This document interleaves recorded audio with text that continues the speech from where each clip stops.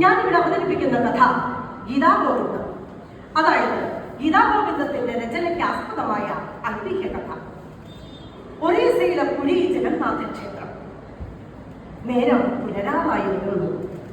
ഉദയഗിരിയിൽ പുലർക്കാലം വാഗതിനകരം വരികയായി, ഒളിവിതറി വരികയായി. ക്ഷേത്ര ശ്രീകോവിലിന് നടയിൽ വമ്പിച്ച ഭക്തജന തിരക്ക്. അതാ ആ തിരക്കിനിടയിലൂടെ ഒരു ബ്രാഹ്മണൻ നടന്നു വരുന്നു. തൊട്ടു പിറകെ അഗ്നിജ്വാല പോലുള്ള സുന്ദരിയായ ഒരു തരുണി. അവർ രണ്ടുപേരും ക്ഷേത്ര ശ്രീകോവിലിനടുത്തെത്തിയതും മുഖ്യ പുരോഹിതനെ താഴെ തൊഴുതു. സ്വാമി, ഞാൻ ദേവശർമ്മ. അകലെ കിന്ദുബിൽവം എന്ന ഗ്രാമത്തിൽ നിന്ന് വരുന്നു. ഇത് എന്റെ മകൾ പത്മാവതി. ക്ഷേത്രത്തിൽ എനിക്കൊരു വഴിപാടുണ്ടായിരുന്നു. ഓഹോ, സന്തോഷം.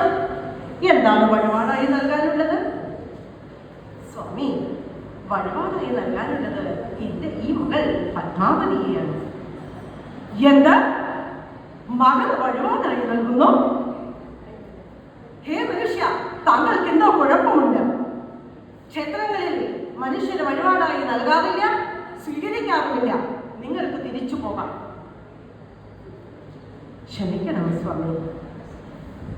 അനവദ്യനായിരുന്നു ഞാൻ, മനമുരുകി തേങ്ങി തിരുസന്നിധിയിൽ. ഒരു കുഞ്ഞിക്കാലടിക്കോ മണിക്കാൻ തരണേ ദേവാ ജഗന്നാഥ. കുട്ടികളില്ലാതിരുന്ന സങ്കടം സഹിക്കവയ്യാതെ ഈ തിരുനടയിൽ വന്ന് പ്രാർത്ഥിച്ചുണ്ടായതാണ് എന്റെ ഈ മകൾ.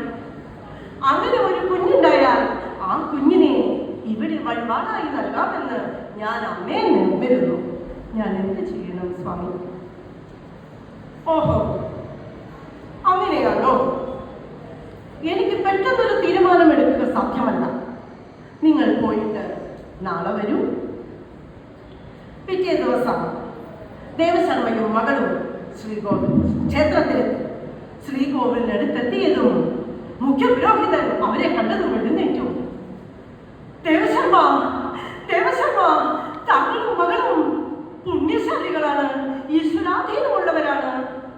ഇന്നലെ രാത്രി ഞാൻ സാക്ഷാത് പുരി ജഗന്നാഥനെ സ്വപ്നത്തിൽ ദർശിച്ചു. ഇന്നലെ ഞാൻ കണ്ട ദിവ്യ സ്വപ്നത്തിൻ കഥ ചൊല്ലാം കേൾക്കണോ ദേവഗീതം. മകളെ നൽകണം കന്യാദാനമായി, ജയദേവനു വധുവായി. അങ്ങയുടെ ഗ്രാമത്തിൽ തന്നെയുള്ള ജയദേവന് മകനെ വിവാഹം കഴിച്ചു കൊടുക്കുവാനാണ് പുരി ജഗന്നാഥന്റെ കൽപ്പന. ഇത് കേട്ടത് ദേവശർമ്മയും മകളും ജയദേവന്റെ വീട്ടിലേക്ക് യാത്രയായി. വീടെടുക്കുന്തോറും കൃഷ്ണഭക്തി ഗീതങ്ങൾ അന്തരീക്ഷത്തിൽ അലയടിച്ചു തുടങ്ങി. കൃഷ്ണ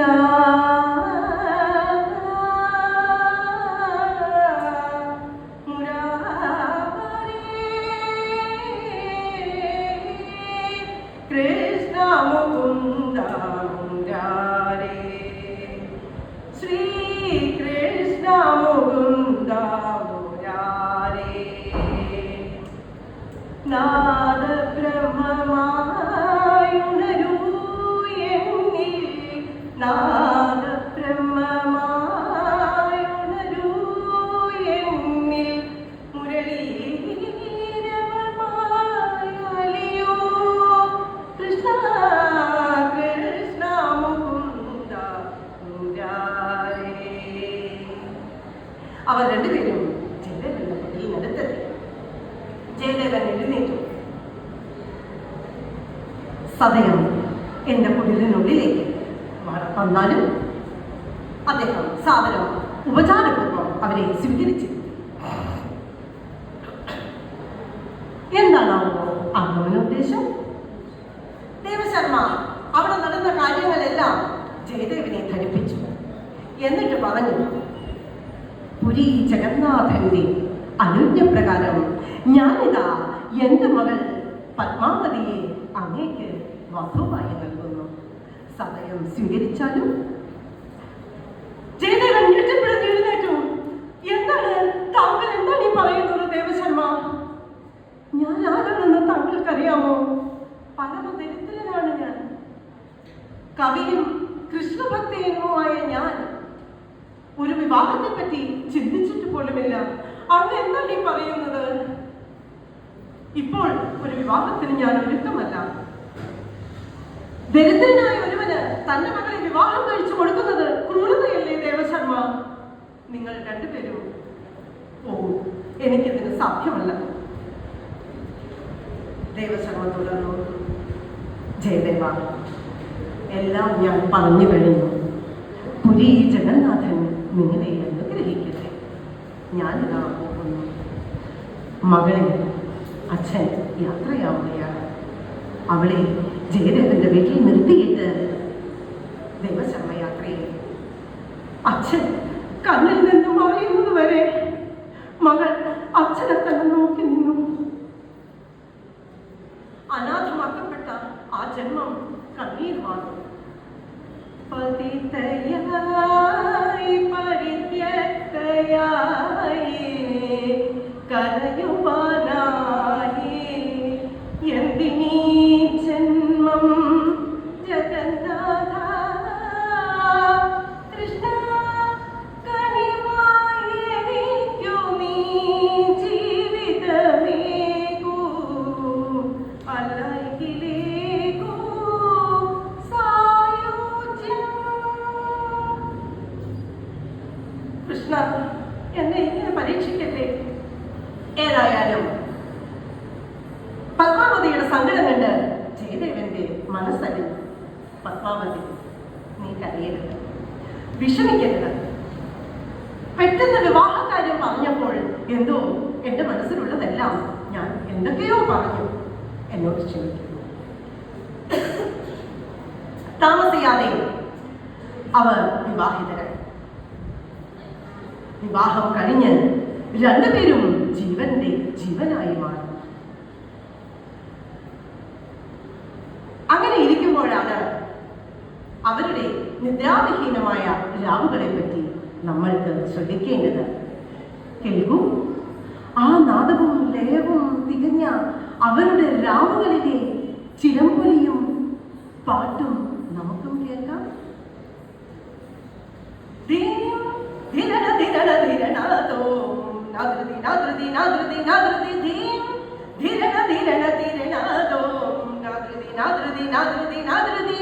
അനവദ്യ സുഖദായകം അനവദ്യ സുഖദായകം നിന്നനുരാഗം സഖി സഖി അനവദ്യ സുഖദായകം കവനല സീതമാം നിൻ മൃദുമേനിതൻ കവനല സീതമാം നിൻ മൃദുമേനിതൻ കമനീയ കാന്തി കാട്ടേ കൽപ്പനയുണർന്നു എൻ കൽപ്പനയുണർന്നു അനവദ്യ സുഖദായകം. അങ്ങനെ നാദവും ലയവും ഇളവരിയാത്ത അവരുടെ നാളുകൾ പാട്ടും നൃത്തവുമായി കടന്നുപോയിക്കൊണ്ടിരുന്നു. അതിനിടയിലാണ് ജയദേവൻ ഗീതാഗോവിന്ദത്തിന്റെ രചനയിൽ ഏർപ്പെടുന്നത്.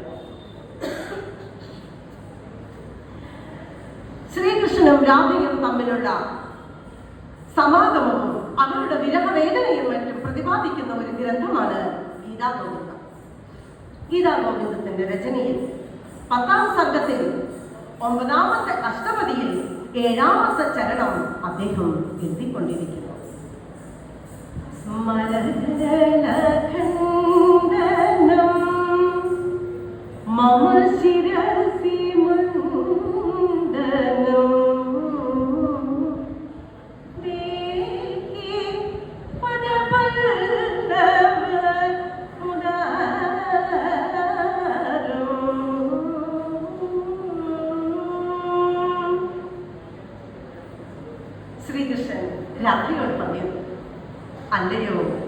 രാധേ, കാമവിഷം കയറിയ എന്റെ തലയിൽ നിന്റെ പാദപല്ലവങ്ങളിലെ ചേർത്ത് വെക്കൂ. എഴുതി കഴിഞ്ഞു. ജയദേവൻ സ്തബ്ധനായി. അയ്യോ, ഞാനിതെന്താണ് എഴുതിക്കൊണ്ടേയിരിക്കുന്നത്? ഭഗവാനെ, അങ്ങ് തന്നെയല്ലേ എന്നെ കൊണ്ട് ഈ എഴുതിപ്പിക്കുന്നത്? ഗീതാ ഗോവിന്ദം അങ്ങല്ലേ എനിക്ക് തോന്നിപ്പിക്കുന്നത്? പത്മാവതി, പത്മാവതി. എന്താണ് സ്വാമി? പത്മാവതി, ഗീതാ ഗോവിന്ദത്തിന്റെ രചനയിൽ എനിക്കൊരബദ്ധം പറ്റി. രാധയുടെ പാദപത്മങ്ങളെ ശ്രീകൃഷ്ണന്റെ തലയ്ക്ക് ഭൂഷണമാക്കാൻ ഞാൻ ആവശ്യപ്പെട്ടു. ഭഗവാനെ, ഞാനതൊരു അപരാധമാണ് ചെയ്തതെങ്കിൽ എനിക്ക് മാപ്പ് തരണേ. പ്രിയ സഖി രാധതൻ പാദപത്മങ്ങൾ ഭഗവാൻ ശിരസിൽ ചേർക്കുകയോ? പാപമുക്തിക്കായി എന്തു ഞാൻ ചെയ്യണം? ഏതു തീർത്ഥത്തിൽ കുളിക്കണം?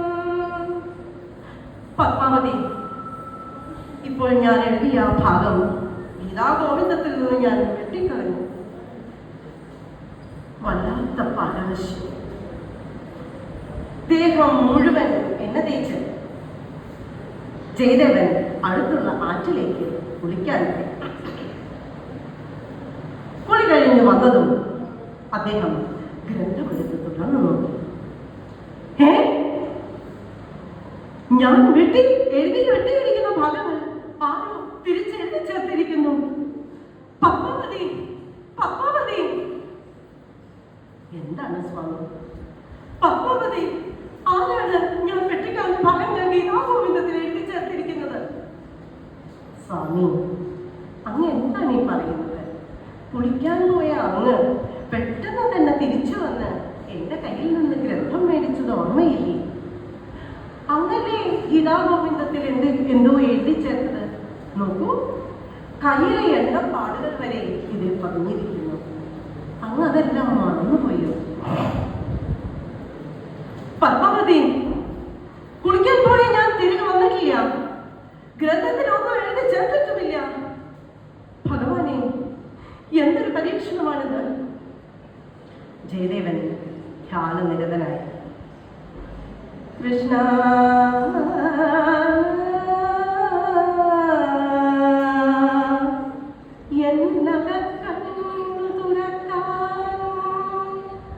സത്യത്തിൻ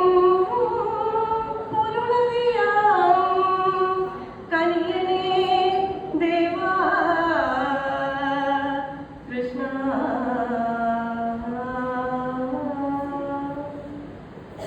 ആ ജ്ഞാനദൃഷ്ടിയിൽ എല്ലാം തെളിഞ്ഞു വന്നു.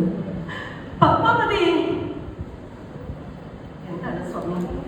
പത്മാവതി, നീയാണ് ഈശ്വരാധീനമുള്ളത്. നീ പുണ്യവതിയാണ്. ഞാനല്ല നിന്റെ കയ്യിൽ നിന്ന് ഗ്രന്ഥം മേടിച്ചതും അതെല്ലാം എഴുതി ചേർത്തതും. എന്റെ രൂപത്തിൽ തിരിച്ചു വന്നത് ഭഗവാൻ ശ്രീകൃഷ്ണനാണ്. പത്മാവതി, ഇത്ര കാലം ഭഗവാനെ ഭജിച്ച് ഗീതാ ഗോവിന്ദത്തിന്റെ രചനയിൽ ഏർപ്പെട്ടിട്ടും ആ ദിവ്യ ദർശനം എനിക്ക് കിട്ടിയില്ല. നീയാണ് പുണ്യവതി. അതിനാൽ ഇനി പത്മാവതിയുടെ ഭർത്താവ് എന്ന ഖ്യാതി മാത്രം മതി എനിക്ക്. അതിനാൽ ജയദേവൻ 19ാമത്തെ അഷ്ടപതിയിൽ ഇങ്ങനെ എഴുതി ചേർത്തു. ഇതി ചാടുര ചാടുപടു ചാരുമുരമൈരിനോ